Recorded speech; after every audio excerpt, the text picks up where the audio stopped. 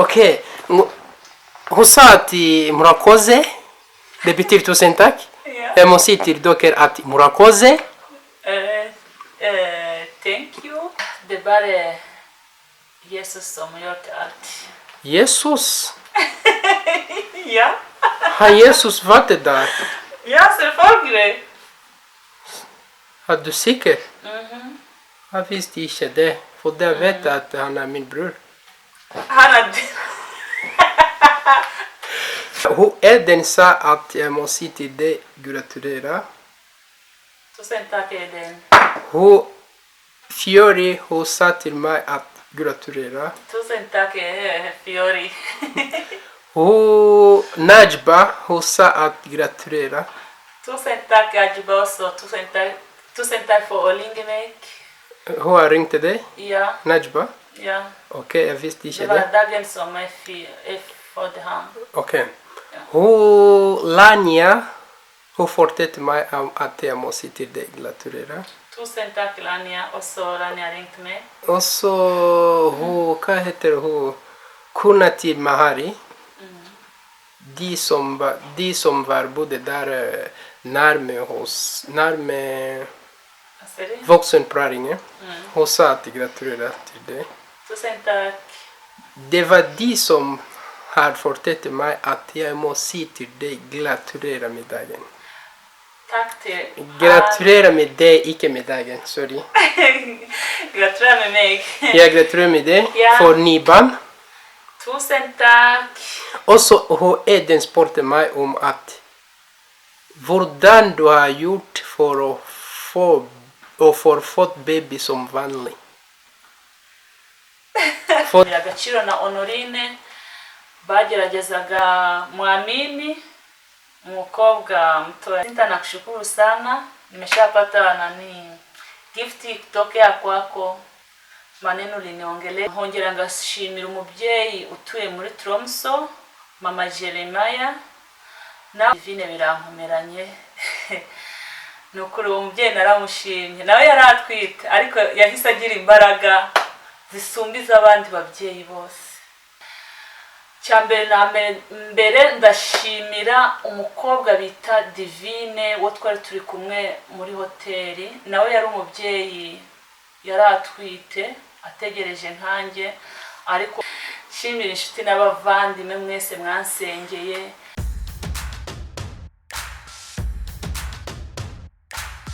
Yes, muraho neza abakunzi ba Lifetime TV, twizere ko meze neza kandi mugumye kurindirwa mu buntu bw'Imana nkuko tuhora tubibifuriza, kandi tukaba tubasuhuje cyane bitewe naho muherereye hose mu nkengero zigiye zigize isi. Uyu munsi ni umunsi twongeye kugaruraho wa mubyeyi wacu uherutse kwibaruka umwana, cyangwa se wa twemereye tukajyana nawe mu rugendo rwe, uko rwatangiye mwarabibonye nuko rwarangiye mwarabibonye, kugera ku munota wa nyuma aho abashe guterurira umwana w'umuhungu wiwe yabashe kwibaruka kiriya gihe. Reka tumuhereze umwanya abashe kugira icyo abwira abakunzi ba Lifetime TV. Muraho neza ababyeyi? Ya muraho neza abakunzi ba Lifetime TV. Nizeye ko mumeze neza, kandi abatameze neza mwihangane, cyabucyana yandi. Uyu munsi ushobora kubabara, ejo ukishima. Ngiye wa mubyeyi mwakurikiranye Bora mu minsi yatambutse, ubwo nari nagiye kwibaruka umwana.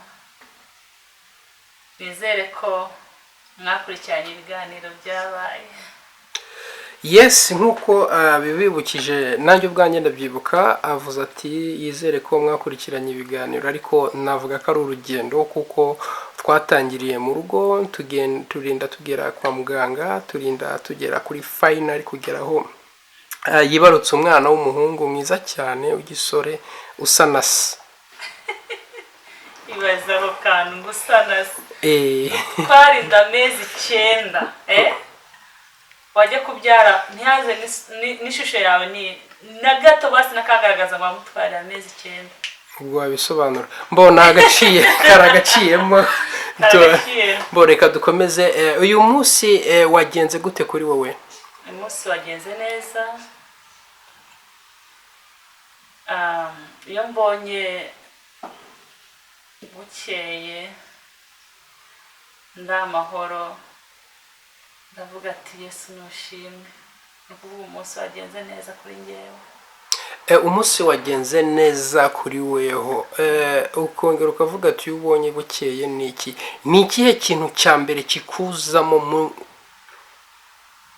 gitondo cya kare ubyutse mbere yuko ugira ibyo ukora bindi? Iyo ubyutse ukabona urakangutse bigakunda, wavuga bigakunda, ni ikihe kintu ukora mu buzima bwawe mbere yuko ugira ibyo ukora byose? Ndashimira Uwiteka ko wambyutse amahoro. Ushimira Uwiteka kuba akubyukije amahoro. Ushobora kuba watwereka uburyo ubishimamo cyangwa se uburyo ubigenzamo gatoya gusa kugira ngo abakunzi ba Lifetime TV bagire ubuntu bwo kudukurikira, babashe kumenya uburyo ubigenzamo buri gitondo, buri uko ubyutse ukabona birakunze. Manza gusenga. Gusenga hanyuma nkaragiza umuryango wanjye imbere, ukawuragiza Imana. Okay. No gushimira ko twese tubyutse amahoro kandi nta gikuba cyacitse, kuko hari benshi baba bapfuye ariko twe tukaba turi bazima. Ibyo bari byo gushimira Uwiteka. Nibyo. Ndumva ari ibintu byiza cyane kandi bishimishije, nange ubwanjye navuga ko mbikunze. Uyu munsi ni iyihe mpamvu wifuje kugaruka kuri Lifetime TV? Cyane kugaruka kuri Lifetime TV nje gushimira abantu mwese mwakoze subscribe, comment, share, abagerageje kunyandikira message zimpa congratulation, zimwe zimbwira ko ukuntu byari bimeze, ko bishimiye video zaba. Niyo mpamvu nje gushimira abantu mwese mwansengeye ku rugero nari mfite.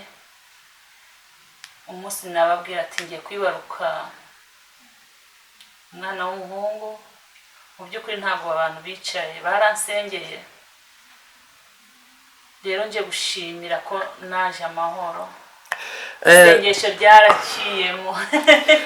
Reka nguhereze umwanya wo kuwushimira, abo ushimira unagira icyo ubabwira kivuye ku mutima.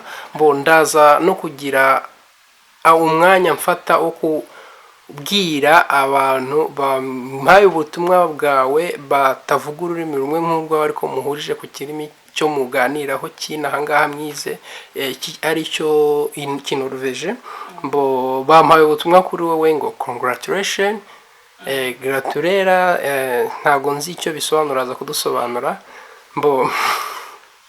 Reka tuguhereze umwanya n'uwawe ugira icyo ubwira abakunzi ba Lifetime TV, abakunze uburyo wakoze ibyo wabigenjemo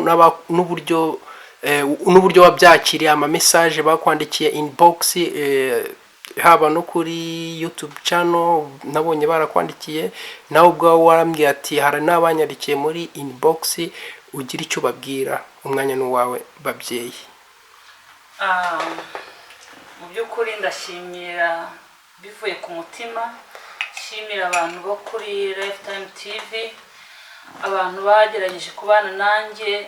Ndakeka mweruka video tubagaragariza ko twibarutse umwana w'umuhungu. Nibyo.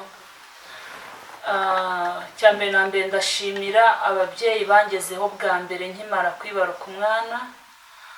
Ngashimira umuryango wanjye wangezeho, kuko ntabwo byari byoroshye, cyari igihe cy'umuyaga kandi ahantu hakure. Shimira umugabo wanjye wambaye hafi uko bishoboka byose, ubabare bwose naciyemo nabuciyemo hamwe nawe, kuva ku mezi, kuva aho natwarinda kugeza aho twajyanye kwa muganga. Yamenye ububabare bw'umubyeyi acamo. Mu by'ukuri ndamushimiye. Shimira, twizere ko nahari nawe ari kubyumva. Shimira inshuti n'abavandimwe mwese mwansengeye. cyambere na mbere ndashimira umukobwa bita Divine wo twari turi kumwe muri hoteli. Nawe yari umubyeyi, yari atwite ategereje nkanjye, ariko ngiyewe umunsi ngerayo wa mbere murazi ko nababwiye ati ngiye gufata hoteli. Nagiye mfata hoteli, bukeye bwaho turabwira yuko ndi bujye ku gipimo. Nagiye ku gipimo by'ukuri, barambwira ati urabyara amatariki ya n'aya, ariko Imana siko yabishatse. Izo tariki 31 Imana yaravuze ati ntabwo wageze amatariki utaribaruka umwana w'umuhungu ngo mwakire uwo mugisha mu muryango. Mu by'ukuri byageze umugoroba, nari ndi kumwe na Divine muri rumu. Nabwo ati Divine birankomeranye. Nukuri uwo mubyeyi naramushimye, nawe yari atwite ariko yahise agira imbaraga zisumbiza abandi babyeyi bose. Yahise anjyana kwa muganga kubonana n'abaganga. Divine ndagushimiye, waritanze cyane, ntabwo ari bya buri umwe wese. Nkongera ngashimira umubyeyi utuye muri Tromso, Mama Jeremiah. Nawe ndagushimiye cyane, wongezeho nkimara kubyara waranshyikiriye, uranganiriza, tubana muri room hamwe. Ndagushimira Mama Honorine, nawe ndagushimiye. Ndashimira mama wanjye, nongera gushimira na mukuru wanjye, mwagezeho mwihuse, byihuse cyane. Nukuri Imana ibahereza umugisha kandi bizacogore. Ndongera ngashimira umushuti wanjye Jacinta nawe ndamushimiye kuba ntabwo yangezeho, ariko ubutumwa bwe nahise mbubona ako kanya. Nawe ndamushimiye. Anti Mahoro mwese ndabashimiye, papa ndamushimiye. urihangana guciye mu ijambo. Ubwo Jacinta araza kumva ko wamushimiye cyangwa kumushimira mu buryo ari bwumve? Jacinta avuga Igiswahili. Mubwire rero mu rurimi yumva. Jacinta, nakushukuru sana, nimeshapata gift kutokea kwako. Maneno liniongelesha itigratrera, nimeshapata message ya kwako. Asante sana. Na tena wewe ni rafiki ambaye mtu anaweza kaishi naye miaka na milele. Nizere ko yabyumvise. Ndashimira Mwamini, umukobwa mutoya cyane, n'umudamu Mama Dezange atuyanga fitness. Mu bantu ba fitness, mana yanjye ndagushimira Mwamini, wangezeho cyane byihuse. Nongera gushimira Mama Bebe, umudamu wa Felix, nawe ndagushimiye cyane. Amezi 9 wagira umutwaro we naye narawukwikoreje. Uwo igihe nari ntwite wagira mbese ni wari ufite umwana wajya mutwite n'iyindi nda ku ruhande yiwanje. Umutwaro buryo w'umuntu wikorerana na mugenzi wawe, iyo ugiye kuwutura mugenzi wawe nawe yumva aruhutse. Mudamu wa Felix ndamushimira cyane, yemeye kwikorera umutwaro wanjye, kumpamagara ko bwije nuko bukeye. Shimira Auntie Jacqueline muri Kampala, hamwe na Uncle Muhammad umugabo wiwe. Mu by'ukuri baransengera uko bwije nuko bukeye, na n'ubu ngubu ndacyafite amaudio yabo. Ibyishimo bari bafite ni benshi cyane, ndi bushimire. Nabonye intasho zanyu. Ndongera ngashimira Uncle mu Rwanda, Rukara n'umudamu wiwe, nabanye nanjye kuva ku ntangiriro kugeza ku musozo. Shopping zose mwaramfashije, Imana ibagirire neza kandi bahereze umugisha. Nongeye kuza nshimira umukobwa wacu Elizabeth yongeye kuza muri iyi video. Nawe ndagushimiye cyane, wabanye nanjye muri byose. Igihe kwa karindwi wari uri muri Afurika wemeye waranyitangiye muri shopping zose. Nawe ndagushimiye. Nikuze Jacqueline, mwese mwaritanze, Imana ibahereze umugisha. Ndongera gushimira Agaciro na Honorine bageragezaga aho numvaga nta mbaraga mfite, narabahamagaraga baze kumfasha akazi ko mu nzu, bafatikanye na barumuna banjye. Mu by'ukuri ntabwo bacitse intege, barazaga bakamfasha akazi ko mu nzu, bagasiga bateguye buri kimwe cyose. Mu by'ukuri namwe ndabashimiye, urukundo mwanyeretse muzarugaragarize n'abandi, kubera ko kuri nge ntabwo nabashimira mwese ngo mbamareyo, ariko abo nibo ngerageje gushimira, n'abandi bose mwagiye mudukurikirana. Anuarite nawe ndagushimiye, Madina, Vestina, mwese ndabashimiye. Imana ibahereze umugisha, mwaritanze cyane ku gikorwa mwagiye mukora. Ngarutse mbashimira. Burya bavuga ati umuntu udashimye ntabwo aba yanyuzwe. Rero nge naranyuzwe pe. Kuri nge ntabwo nabashimira mwese ngo mbamareyo, gusa Imana ibahereze umugisha. Shimira bwa nyuma mabukwe sinabura kumushimira uko bwije nuko bukeye. Yamperezaga message ziruhura umutima, akampereza message zimpereza ibyishimo mu mutima wanjye. Mu by'ukuri mabukwe ndamushimiye. Ni byinshi namuvugaho, ariko ndamushimiye message yagiye ampereza. Kuri izo message yagiye guhereza watubwira mwimwe uko yabaga imeze cyangwa uko yabaga yanditse? Emotion kumva byo byonyine, abagambo yararimo yarayo kunkomeza cyane. Nkimara kubyara umwana noneho byabaye akarusho, numva ijwi rya Mukade, noneho amarira ya Mukade. Bana yanjye yari ibyishimo gusa. Mana yanjye mabukwe. Harya Mukade bisobanura iki? Mukecuru. Okay, komeza narigize ngo tunyuzemo akantu ko kuryoshya akantu. Ni mabukwe. Ni mabukwe wo ndi kumenyesha. Ntago tubananga muri kino gihugu cyo muri Norvege ahari. Nukuri mbameze nk'uri kumwe nawe sariyo yose. Isaha ku munota mba ndi kumwe nawe, anyereza utumessage, ibiganiro byinshi. Salute kuri mabukwe wambyariye umusore. Yes, arangije gushimira abo yatekerejeho cyangwa se aho yafashije umwanya wo kugira ngo ahereze umwanya nk'uyo kugira abashimire.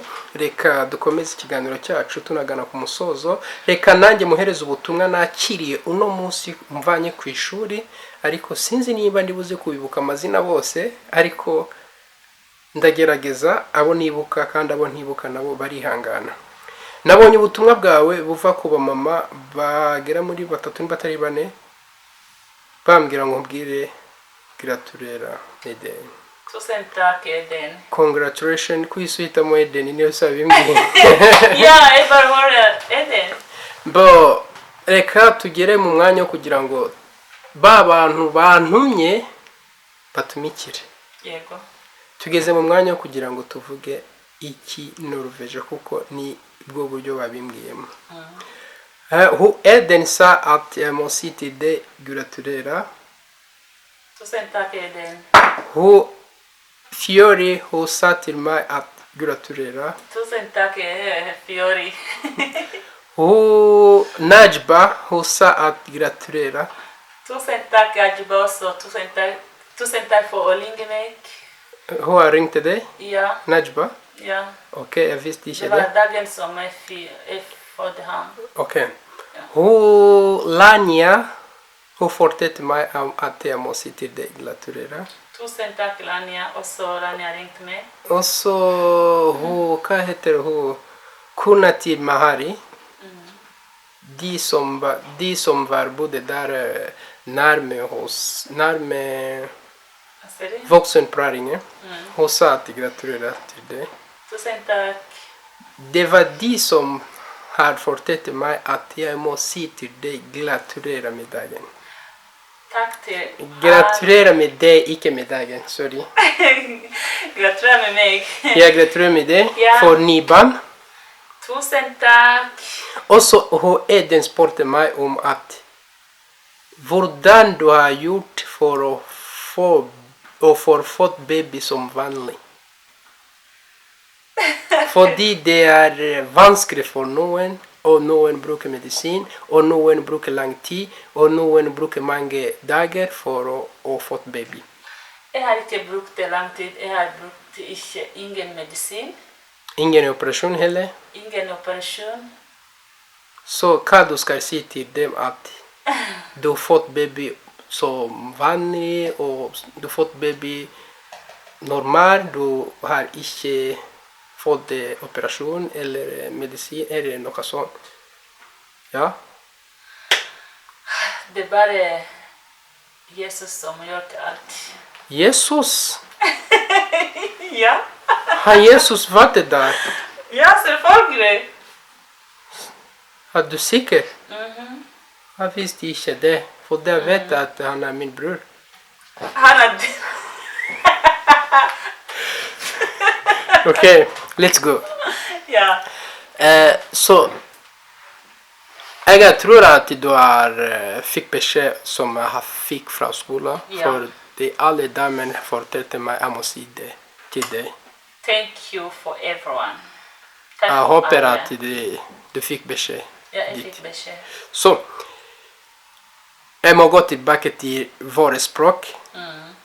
Og så jeg håper dere har hørt at jeg ga til henne beskjed som dere har gitt meg at jeg må si det. Tusen takk. Tusen takk. Hva betyr tusen takk egentlig? Murakoze. Murakoze? Ok, hun sa at murakoze, det betyr tusen takk. Ja. Jeg må si til dere at murakoze. Thank you. Engelsk? Murakoze betyr tusen takk, eller thank you på engelsk? Ja. Ok, på engelsk også. Du kan, det er så, Swahili også. også det betyr du kan også engelsk også. På Swahili. Jeg kan litt, ikke så mye. Ok. Ja. På Swahili hva det heter? Asante sana. Asante sana. Hakuna matata. Det er ingen hakuna matata. Ok, ingen hakuna matata, det er asante sana, ok? Asante sana. Reka dukomeze aka ngaka ikirwa n'abari bantumye kandi ndizera ko ubutumwa bwabo bushitse. Bari bantumye impamvu twabikoze kuriya tugashyiramo ikintu roveje gake nuko batumva ururimi rwacu, ariko nabo turabashimira cyane kuko baradusapotinga, bakurikira ibiganiro byacu n'ibikorwa byacu tuba turi gukora kandi batumva ururimi tuba turi gukoresha. Bansabye ko nzajya nkoresha ikintu roveje, ariko nabo nkongera nkareba umubare nyamwinshi ni udukurikira nukundi ki ururimi tuba turi gukoresha. Nkareba bariya bakeya baba bakeneye ko dukoresha Norvege nabo nkabona nibo n'abantu bari minority, niko nabyita. Ni bakeya cyane kuruta majority, kubera ko impamvu nabihisemo kuriya narabihanganisha ndababwira ati nzanyuzamo basi byibura nzabashakira umwanya wabo nko kugira mvuge ikintu Norvege cyangwa se kugira ngo dukoreshe ikintu Norvege babyumve. Ariko kuri iyi nshuro ko bari bantumye ni ndaza kubihanganisha, muze kwihangana kubera akantu twanyujijemo, kubera ko kwari kugira ngo nshitse ubutumwa bwabo kandi nabo ubwabo aho bari baze kumenya ngo nabushikije by'ukuri, kandi ndizera ko nabo bari buze kubyumva mwaburiya buryo. So reka duhereze umubyeyi wacu umwanya wo kugira ngo asezere cyangwa se agire icyo abwira abakunzi ba Lifetime TV cyangwa se abakunzi be ku ruhande rwe rwihariye bateri abakunzi ba Lifetime TV. Ariko ndizera ko ntago wabura inshuti ye utari umukunzi wa Lifetime TV, ntago byashoboka. Kandi nawe niba uta inshuti ya Lifetime TV sinzi icyo utegereje, gira vuba nyaboneka dore bibatere no kuba kuyikunda, bibatere kuyikunda, kandi ube warakoze subscribe kugira ngo uzabone umuryango w'ijuru ukinguka igihe uzaba ugeze hari imbere y'umuryango. I tell you too. Ubwo se waba utegereje iki? ubu koko urambwira ngo waba utarakora subscribe, waba utaragira n'iki byose, ukaba umbwira ngo uzajya mu ijuru koko? Ntaho wajya, ndakurahiye. Ntaho yazajya ntureba umusore uguseka icyo ugomba gushyigikira umugabo wawe gutyo, sibyo? Ni wa mwanya wo kugira ngo ugire icyo ubwira abakunzi ba Lifetime mubyeyi, gira icyo babwira inshuti zawe mu gihe turi kugana ku musozo. Ku nshuti zacu za Lifetime TV turabwira ati mu by'ukuri nk'uko abivuze, mukore subscribe, aho niho share, comment, n'abatarabona kuri channel yacu ni ukuri mubasharingire barebe ukuntu Yesu agira neza. Abatwanga namwe murebera mu kamori, ni ukuri mugerageze mu basi mushiremo imiyaga, mu busharingire n'abandi bagenzi banyu barebe uko Yesu yagize neza. Yesu arasubiza kandi azasubiza abandi bafite urukundo. Nicyo wabateguriye? Ikindi cyo nababwira ati mu by'ukuri nibyo byari bituzanye byo gushimira. Twabashimiye mwese aho biva bikagera. Ariko nubwo nashimiye, nibagiye umwana wamperezaga amazi mu nzu no kunyegura isaha yose. Ndagushimiye Kate aho uri hose, mukobwa wanjye waranyitangiye. Nawe ndagushimiye cyane rwose. Uri umwana wamperezaga amazi aho nabaga aryamye mu ntebe numva aho ntashobora guhaguruka, ngati mama viduhanoka. Viduhanoka bisobanura dusobanura abakunzi ba Lifetime TV, ntabwo twese tuzi icyo ibyo biri. Yarazakambaza, mama umeze neza ya hari akukeneye? Ambwa ati yego, nzane hari isbit. Isbita ni iki? Urubura. Amazi y'urubura. Okay. Ntago ari barafu. Ubuse barafu umva cyo ari ikinyarwanda. Niki urubura? Ntabyo mbanze ndarengana ntago nduwina. Komeza. Ururimi rwaragiye reka mwihangane. Ingo. Ya nawe ndamushimiye. Nk'abandi. Shimira umukobwa wanjye Tuyisenge aho uri nawe. Amarira wahoragurira Imana yaragushubije, wabonye musaza wawe. Hongera mfite umuhungu muri Afurika bamwita Gisubizo muri Kampala, nawe ndagushuhuje. Umuhungu muri Afurika bamwita Gisubizo muri Kampala, atuye muri Kampala, aba muri Kampala. Afite imyaka 6. Ubwo niho wasobanurira abantu kugira baze kubyumva neza. Uwo mwana mwita umuhungu wanjye kubera ko kuva mu buto bwiwe ninjye waherekeje mama wiwe kubyara. None ukamwita umuhungu wa gute kandi uwamubyaye ahari? Nawe utajya muri comment. Oya mujye mumenya. Mwita umuhungu wanjye kubera ko n'umwana wa data wacu, ni n'umwana wa famille Just. Ukamwita umuhungu wawe? Yego. Okay. Sinzi nimba utajya usoma comment. Comment cyazigaruke. Niyo mpamvu nari nkubaje kuri. Izinshi intege nizimereza ibyishimo, umva mwebwe abanshi intege muri comment mbabwire. I don't care about the comment. Ntabwo nitaye kuri comment zanyu, nitaye ku biganiro mba ndi gutanga. Umviriza amagambo yanjye, ureke kumviriza amaranga mutima yo waba icyo waba utekereza. Okay, ndizera ko amaje kugira icyo abwira abakunzi ba Lifetime TV n'abakunzi be ku giti cyiwe. Ariko niba uhari wa muntu wenda kwinginze wiba inshuti ye ku giti cye gusa, ugomba no kuba inshuti ya Lifetime TV kugira ngo bizakorohere kuri wa munsi uzagera hariya, uzagera ku muryango wa hahandi usange ibintu byose bimeze neza biri kwikora, wite winjira ntacyo ubazwa, kuko icyo gihe ntacyo uzaba uri kubazwa. Maze bazana mubaza ngo ese warebye Lifetime TV, ubusuzasubiza aho nawe warebye. Ageze ku muryango? Ageze ku muryango w'ijuru. Okay, njye nanze kubivuga, ubwo bimvugiye ni sawa. Umunsi uzagera ku muryango w'ijuru bazambaza passport ya Lifetime TV. Ese uzatanga ihe mu mwanya udakora subscribe? nibyo na share na comment basi nimba uzi kuri umukunzi wacu ntubu umukunzi wacu just ku magambo turebe ukora kuri kariya kazogera gusa byo byonyine no kugakuma karayiki gusa ni ibintu bitatwara n'amasaha unakoresheho urutoke ntabwo rwamata bitaruvaho. Ese ubu koko Imana ikubaje ati kuri Lifetime TV hari icyo wabonyeho uzasubiza iki koko? Yes, nkuko abibabwiye bikore pe. Yes, nkuko abibabwiye mu bihe icyubahiro kandi mu bihe n'umwanya wabyo mureke kubyegereza imitima cyangwa se mureke kuvuga ati kwinangira nabyo kwinangira. Okay, reka dukomereza aho ngaho. Mbo reka mbabwira ati ibyo ababwiye kandi niko kuri. Muze kudufasha mudusupporting muduhereze ubufasha, subscribe, like and comment birakenewe cyane. Reka tubabwira ati ciao ciao, hasta la vista, shalom shalom.